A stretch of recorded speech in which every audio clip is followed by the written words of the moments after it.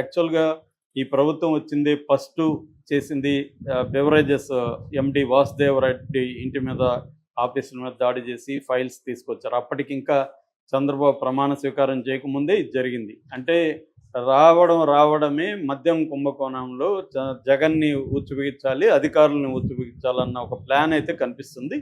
అందులో భాగంగా ఫస్ట్ సిఐడికి ఇచ్చారు మద్య కుంభకోణాన్ని బ్రేక్ చేసే విషయాన్ని. బట్ సిఐడి ఫెయిల్ అయిందని చెప్పి మళ్ళీ సిట్ ఒకటి వేశారు. ఆ సిట్టు చురుగ్గా పనిచేస్తున్నట్టుగా మనకు కనబడుతుంది. ఇప్పుడు గతంలో ఈయన విజయసాయిరెడ్డి కాకినాడ పోర్టుకు సంబంధించి సిఐడి ఎంక్వైరీకి వచ్చినప్పుడు ఆయన ఎవరు అడగకపోయినా ఒక స్టేట్మెంట్ ఇచ్చాడు. అదేంటంటే మద్యం కుంభకోణంలో ప్రధాన పాత్ర రాజ్ కసిరెడ్డి. ఈయన పూర్తి పేరు కసిరెడ్డి రాజశేఖర్ రెడ్డి. ఆయన రాజ్ కసిరెడ్డిగా మార్చుకున్నాడు. రాజ్ కసిరెడ్డి అనే వ్యక్తి మద్యం కుంభకోణంలో ఇన్వాల్వ్ అయ్యాడు. అతను దీనికోసమే ఈ అక్రమ మద్యాన్ని కుంభకోణానికి సంబంధించి హైదరాబాద్లో ఆఫీస్ కూడా ఓపెన్ చేసి ఈ అవినీతి డబ్బుల్ని ఎలా ఆర్గనైజ్ చేయాలనే దానికి ఒక ఆఫీసే ఓపెన్ చేసి ఆయన చేశాడు. దాదాపు 3,000 కోట్ల డబ్బుల్ని అతను మేనేజ్ చేశాడు. సో అధికారులకి అతనికి మధ్య కోడ్ లాంగ్వేజ్ కూడా ఉండేది. నేను దాని వివరాలు త్వరలో బయట పెడతానని విజయసాయిరెడ్డి చెప్పాడు. దాంతో విజయసాయిరెడ్డికి సిట్ నోటీసులు జారీ చేసింది. ఎల్లుండి 18న విజయసాయిరెడ్డి సిట్కి హాజరయ్యి కసిరెడ్డి రాజశేఖర రెడ్డి మీద తన దగ్గర ఉన్న డీటెయిల్స్ అంతా ఇస్తాడని చెప్తున్నారు.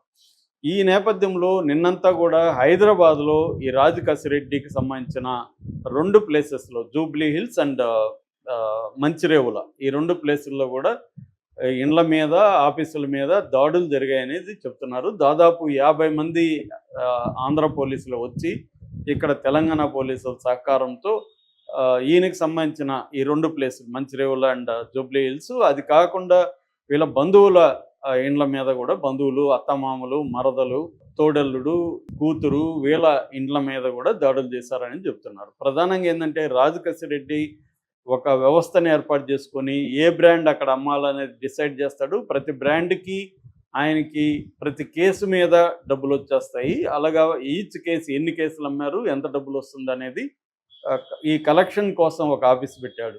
That is number 1. నెంబర్ 2, ఈ కలెక్ట్ అయిన మనీని మళ్ళీ ఇది వచ్చి బ్లాక్ మనీ. ఈ బ్లాక్ మనీని వైట్గా మార్చుకోవడానికి ఆయన అనేక వ్యాపారాలు మొదలుపెట్టాడు. అందులో సినీ వ్యాపారం, సినీ ప్రొడక్షన్, ఈడీ క్రియేషన్స్ అనే ఒక దొంగ పేరుతో, బెనామీ పేరుతో సినీ క్రియేషన్స్ పెట్టి అనేక సినిమాల్లో ఆయన పెట్టుబడులు పెడుతున్నారు. బయటికి వేరే వాళ్ళు ఉంటారు కానీ ఈయన బెనామీ పేరుతో పెట్టుబడులు పెడుతుంటారు. రాజకీయ నాయకులు ఇలా పెట్టడం కొత్త కాదు.